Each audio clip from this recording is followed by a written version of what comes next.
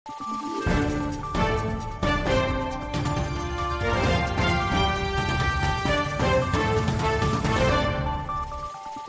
araw, Pilipinas! Ito ang Valiente News hatid sa inyo ng Office of the Vice President.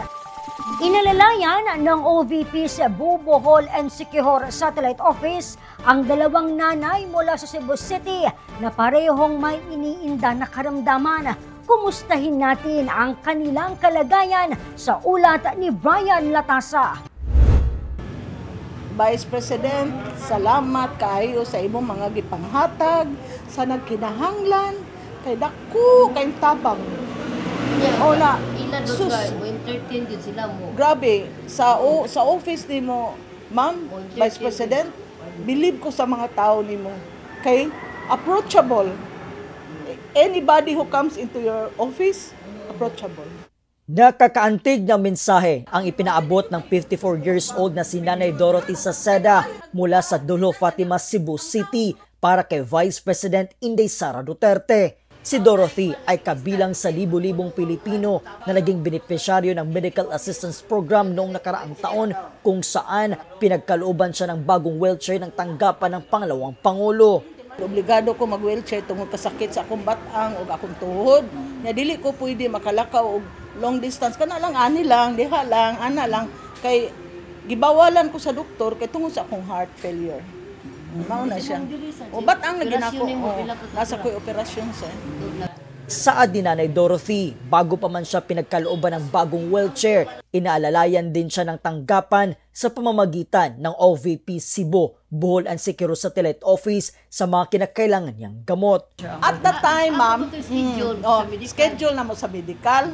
Unya, daghan kayong deliver wheelchair. Grabe yun na kadako, sir. Daghan yun nagpasalamat. Grabe yun kanang mangayo dito, magsustorya me. Kanang ilang mga hospitalization, kanang ilang tambal, kanang, unsa na, burial? Grabe. As in, salamat yun sa Ginoo na naa si Vice Sara na ihatag.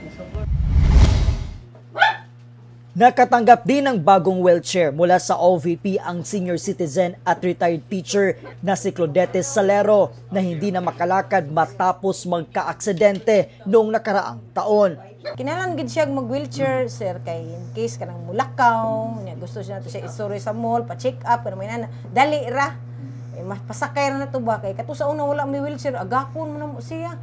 Mutong kadiyot na sa kay no nakuha kay nagpa-giya mo pinutan mo ko ari o wala lay 2 hours mga siguro hours lang.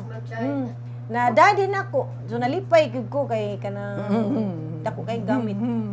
Pasalamat dai mi sir kanang ug dako ha.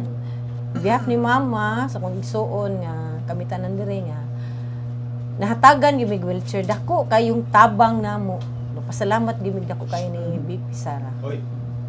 Mula po dito sa Cebu City, ako po si Brian Latasa, ang lahat para sa Diyos, bayan at pamilyang Pilipino.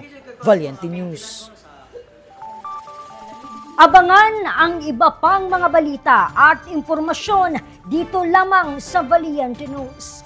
Ako si Claudette Loreto para sa makabuluhan, naninindigan at matapang na mga ulat at impormasyon.